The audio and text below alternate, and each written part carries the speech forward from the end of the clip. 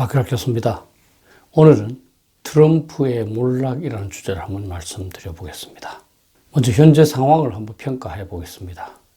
1월 6일 미 의회는 바이든을 제46대 대통령으로 최종적으로 인증했습니다.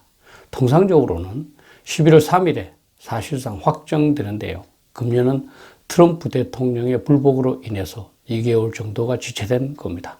그리고 세계가 경악을 했지만 인증 과정에서 극단주의자들이 의회에 난립하는 전대미문의 상황이 발생하기도 했었습니다. 또 한 가지 중요한 사항은 조지아주의 상원 의원 2명이 모두 민주당으로 당선됐다는 것이고, 따라서 상원도 민주당이 장악하게 되었다는 겁니다. 이것을 트리플 크라운이라고 하는데요. 이렇게 만든 근본 원인은 트럼프인 겁니다.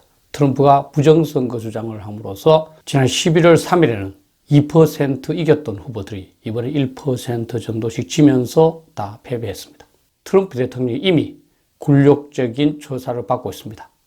트위터 계정이 중지되었습니다. 그리고 트럼프 대통령은 또 논란이 됐던 본인의 트윗을 삭제함으로써 계정 오픈을 부탁하고 있는 상황이 되었습니다. 트럼프 대통령 주변에 있던 참모들이 줄줄이 트럼프에 실망해서 사퇴하고 있습니다. 심지어 미 의회에서는 며칠밖에 남지 않았지만 트럼프 대통령의 탄핵까지 거론되고 있습니다. 죄송하지만 묻고자 합니다. 그동안 미국 대선의 부정성, 또 트럼프를 지지했던 유튜버, 그리고 국민 여러분, 이 상황에 대해서 어떻게 말씀하시고자 합니까? 어떤 사태가 발생한 것을 되돌릴 수는 없습니다. 중요한 것은 다음에 유사한 사례가 발생하지 않도록 교훈을 도출하는 것이라고 생각합니다. 미국 대선 자체의 교훈을 한번 살펴보겠습니다. 이번 대선은 무엇보다도 낮은 인격과 품위, 즉흥적 의사결정, 이기주의, 코로나19 대응 미흡의 트럼프를 심판한 선거였다고 봅니다. 일부에서는 미국 민주주의의 취약성을 진단하기도 하지만 저는 미국 민주주의의 견고함이 입증됐다 이렇게 봅니다. 대통령을 비롯한 수많은 부정선거 주장에도 불구하고 절차를 준수했고 공무원들이 소신 있게 업무를 수행하는 모습을 보였습니다. 조지아주의 브렛 라펜스버그 국무장관은 트럼프 대통령이 1시간 이상 전화로 압력을 넣는데도 불구하고 과감하게 물리치고 트럼프 대통령이 틀렸다는 말을 분명하게 언급했습니다. 무엇보다도 미국 법원의 신속 명료한 판결이 중요했습니다. 트럼프 측이 60개 이상의 소송을 제기했지만 거의 대부분이 수용되지 않았고, 따라서 선거 과정에 지체가 없었습니다. 그리고 난동 속에서도 미 의회는 엄정하게 밤을 새우면서 인증 절차를 진행했습니다.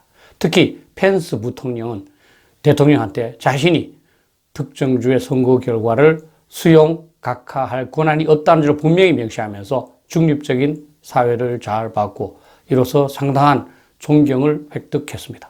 부정적인 측면입니다.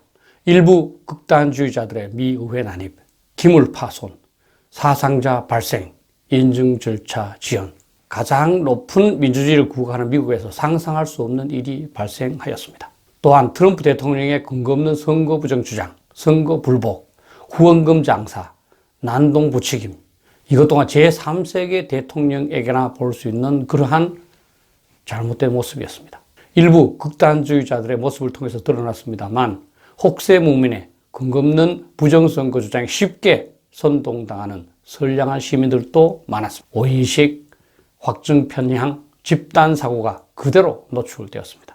일부 공화당 정치인들의 정치적 편의주의, 다시 말하면 자신의 정치적 이익을 위해서 근거 없는 줄 알면서도 인증 거부하는 그런 모습도 드러났고, 이것도 추악한 미국의 모습 중 하나입니다. 저는 공화당이 조기에 트럼프와의 관계를 단절하지 않는 한 향후 선거에서도 계속 패배할 것이라고 생각합니다. 트럼프의 부정적인 영향이 너무나 컸습니다. 한국에 대한 교훈도 없지 않을 것 같습니다. 우선 일부 국민들의 부정선거 주장, 트럼프에 대한 지나친 집착은 반성할 필요가 있습니다. 여기에서도 제가 말씀드린 바와 같은 오인식, 확증 편향, 집단 사고가 그대로 노출되었습니다. 무엇보다도 국민들의 허전한 마음을 악용해서 선동하는 일부 유튜버들 반성해야 합니다. 그리고 자발적으로 유튜브를 중단해야 한다고 봅니다. 그리고 시청자가 이들 유튜브를 보지 않음으로써 자동적으로 퇴출시켜야 한다고 봅니다. 저는 미국 대선 결과에 근거해서 한국의 선거 관리에 대한 신뢰를 할 필요가 있다 이렇게 생각합니다. 선거관리 소홀은 있을 수 있습니다. 그러나 저는 조직적 부정선거는 없었다고 봅니다. 미국과 달리 우리 한국 법원은 책임을 회피한 점이 있습니다. 따라서 앞으로 선거 부정 문제가 제기되면 이번에 미국 법원들처럼 더욱 신속하고 적극적인 판결을 내려줄 필요가 있습니다. 미국 대선의 가장 큰 교훈으로서 목소리 큰 극단주의에 끌려가는 조직, 정당은 패망한다는 겁니다. 한국의 경우 극단주의가 적지 않습니다. 극우 극단주의도 있고 대깨문과 같이 극좌 극단주의도 있습니다. 저는 이들이 민주주의와 국가 발전의 최대 적일지도 모른다고 생각하고 있습니다. 다음으로 중요한 것이 트럼프에 대해서 우리가 어떻게 생각할 것이냐 하는 겁니다. 한국 내에서는 트럼프에 대해서 좋게 생각하는 사람도 있고 또 아주 극단적으로 싫어하는 사람도 있습니다. 그런데 이제 트럼프에 대해서 냉정한 평가를 내릴 때가 되었다 이렇게 생각합니다. 패배에 승복하지 않고 끝까지 부정선거 주장하는 것은 아주 잘못되었다고 봅니다. 우리 자유민주주의의 가장 핵심은 치열하게 경쟁하지만 그 결과에 승복하는 겁니다. 트럼프 대통령은 아메리카 퍼스트라고 주장을 했지만 실제로는 트럼프 퍼스트였습니다. 코로나19로 하루에 3,000명 이상이 죽어나가는데도 전혀 신경을 쓰지 않고 골프를 쳤습니다. 러시아 배경의 해킹이 미 정부 조직에 대해서 행해졌는데도 여기에 대해서 언급하지 않았습니다. 그리고 골프, 선거 부정 트윗 때만 몰두했습니다. 그리고 정치 자금을 확보를 해서 돈 장사를 했습니다. 저는 아주 나쁜 사람이라고 생각합니다. 조직의 일원으로서 이해할 수 없는 것이 이번 트럼프는 상원을 민주당에게 기꺼이 헌납을 했습니다. 부정선거를 주장하면 조지아주 선거가 나빠진다는 것을 트럼프도 알았을 겁니다. 그럼에도 불구하고 부정선거를 주장함으로써 조지아의 상원 의원 2석을 상실했습니다. 11월 3일 선거에서 2% 정도 이겼던 후보가 이번에 1% 정도 진 것은 트럼프의 선거 불복 이외에는 설명할 수 없습니다. 그리고 조지아주 선거를 지원한다면서 후원금을 걷었는데요. 그중 75%는 나중에도 쓸 수 있도록 만들었습니다. 저는 그것을 똑바로 쓸지 확신할 수 없습니다. 무엇보다도 외교정책 차원에서 모든 국가들이 미국을 경시하도록 만들었습니다. 러시아와 중국은 말할 필요도 없고요. 터키, 그리고 최근엔 이란도 미국을 노골적으로 무시하고 있습니다. 한국과 관련해서는 북한의 김정은한테 철저히 이용당해서 2회에 정상회담을 선사하고 한미연합훈련까지 취소했습니다만 얻은 것은 하나도 없습니다. 정치인들의 능수능란한 언행에 실증이 나서 비정치인을 선호하는 경향이 있습니다. 그런데 이번 트럼프는 비정치인 대통령의 실패 사례를 추가했다고 봅니다. 제가 한두 번 설명드린 적이 있습니다만 저는 오캄의 면도날의 위력을 재인식했다 이렇게 봅니다. 초인이나 위인 그리고 기상천외 한 신기 묘사는 없습니다. 가장 상식적으로 보이는 설명이 맞습니다. 여러분 다른 사람이 모르는 특별한 음모를 여러분들이 알게 되었다고 생각하지 마십시오. 그것은 대부분 가짜 뉴스입니다. 이번 미국 대선을 통해서도 오인식, 확증 편향, 집단사고의 폐해를 저는 실감할 수 있었습니다. 사실 만물의 영장인 사람도 한두 사람의 말이나 선동에 금방 현혹된다는 걸 느꼈습니다. 민주주의 사회의 지도자가 되기 위해서는 인격과 품성을 구비하는 것이 중요하다고 생각합니다. 트럼프 대통령의 몰락은 대통령으로서가 아니라 인간으로서 인격과 품성 자체가 안 된 사람이 대통령 자리를 차지했기 때문이라고 생각합니다.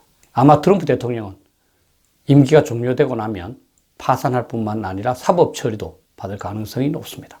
이제 우리 모두 스스로 극단주의자인지 아닌지를 점검해서 시정할 필요가 있습니다. 제가 오인식, 확증 편향, 집단사고를 말씀드렸지만 왜 여러분들께서 심리적 연구의 대상이 되고자 하십니까? 합리성을 가진 사회의 진정한 어른이 되고자 노력하셔야 되지 않겠습니까? 작은 일이지만 저는 이것이 가장 기본이라고 생각해서 계속 강조했습니다. 제발 SNS상에서 점잖은 말을 씁시다. 말을 점잖게 하게 되면 논리 없는 말, 비합리적인 말, 근거 없는 말은 하지 않게 되는 것 같습니다. 이번 미 대선을 그냥 넘길 것이 아니라 우리의 언행을 바르게 고치는데 타산지석이 됐으면 좋겠습니다. 감사합니다.